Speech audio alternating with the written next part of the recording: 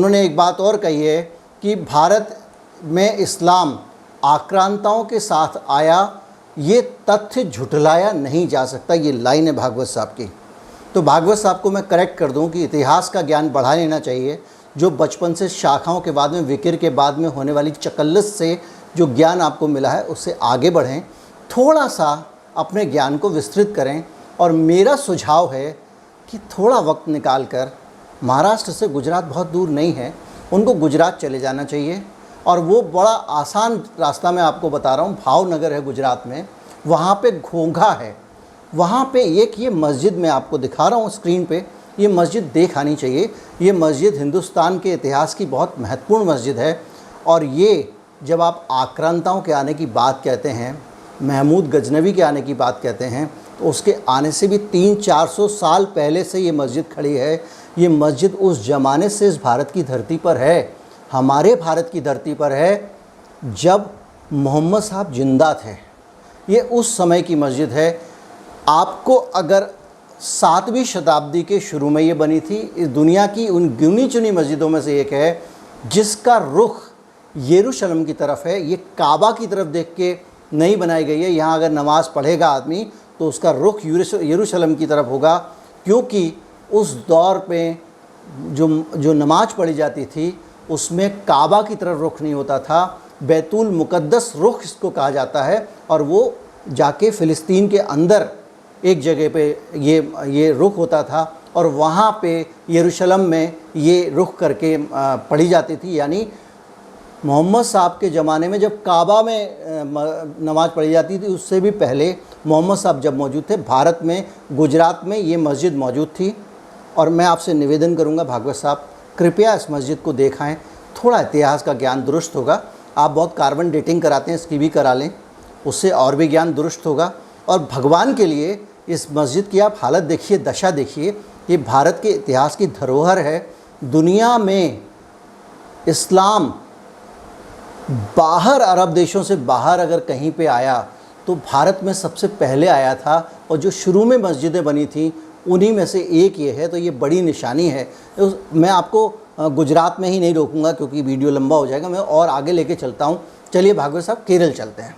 केरल में मैं आपको लेके चलता हूँ उसी दौर, उसी 7वीं शताब्दी में आपको एक और मस्जिद मिलेगी जिसको कहते हैं प्राचीन मस्जिद है, और इसका नाम है, केरल के कोंडगलूर तालुका है, कोंडगलूर तालुका, वहाँ के मेथला गांव में ये मस्जिद आज भी है।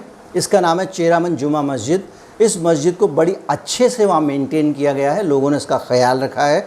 ये गुजरात में नहीं है, गुजरात में मेंटेन नहीं हो रही है, केरल में हो रही है। ये मस्जिद भी उससे भी पुरानी है, उसी दौर की मस्जिद है। और इस मस्जिद को 629 सन 629 में, आज सन 2100 है, इसे 629 में इसको बनाया गया था। और ये उससे 300-400 साल पहले बनी थी। ये दोनों मस्जिदें, एक और मैं आगे बताऊंगा, ये वही 5-7-10 साल के अंदर में बनी है। और इन सभी मस्जिद को बनाने वाले लोग आक्रांता नहीं थे। इसको बनाने वाले अरब के बहुत सारे व्यापारी थे जो उन दिनों आया करते थे। वो गुजरात में आए, गुजरात में उनके साथ में बहुत सारे लोग आए, उन्होंने धर्म का प्रचार किया, मस्जिदें बनी। वो केरल में आए, वहाँ पे मस्जिद बनी। केरल में तो वहाँ के एक राजा को लेकर बहुत सारी किंवदंतियाँ हैं जिनका मैं जिक्र करना नहीं चाहूँगा, क्योंकि किंवदंतियाँ इतिहास नहीं होती हैं, वो आपके पास में किंवदंतियाँ हैं, उनको आप इतिहास बनाइए। मुरब्बा डालिए, मुरब्बा मुग़लों के साथ आया था, वैसे भाई बता दूँ। अचार डालिए, अचार भी मुग़लों के साथ आया था। पजामे में गठान बांध लीजिए बोलूँगा तो वो भी नहीं बोल सकता, क्योंकि वो वहीं से आया था। ये देश सांस्कृतिक समृद्धि से बढ़ा हुआ देश है, और उसमें पूरी दुनिया की जो श्रेष्ठ जितनी भी संस्कृतियां हैं उनका निचोड़ यहाँ पे है। डेफिनेटली हिंदू संस्कृति बहुत विराट है। डेफिनेटली हमारा साइंस का इतिहास निश्चित ही बहुत पुराना है, बेहतरीन है, शानदार है। हमारे यहाँ एक से एक अच्छे वैज्ञानिक हुए हैं, सुश्रुत हुए हैं, चरक हुए हैं। पूरी तरह से पूरी दुनिया में हम लीडर थे। लेकिन अब हमारे यहाँ उस पद्धति से इसलिए सर्जरी नहीं होती क्योंकि हम लोगों की पूरी ऊर्जा प्रतिक्रिया में खर्च हो रही है, उनके साथ उसके काम को आगे बढ़ाने में खर्च नहीं हो रही है।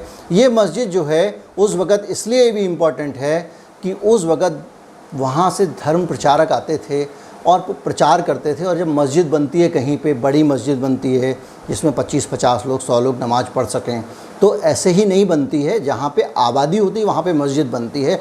अगर केरल की परिक्रमा में आप बोर हो गए हो, वामपंथी इलाका है, तो आपको थोड़ा और दूर ले चलते हैं, आप हमारे साथ तमिलनाडु चलिए। तमिलनाडु में भी जो है आप जाएंगे तो वहाँ पे भागवत जी, आपको बहुत खुशी होगी कि पलैया जुम्मा पली जो है, ये है जुम्मा मस्जिद, 628 ईस्वी में बनाई गई।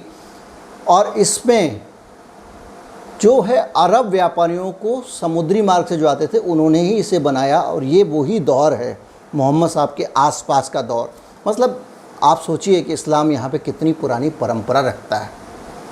इस्लाम के इस देश में रहने वाले मुसलमानों को अगर लोग ये कहें कि वो आक्रांताओं के द्वारा बनाए गए मुसलमान हैं, तो मैं आपको बता दूं। लेकिन हाँ, ये बातें सुन के कोई ये ज़रूर कह सकता है कि साहब आप ये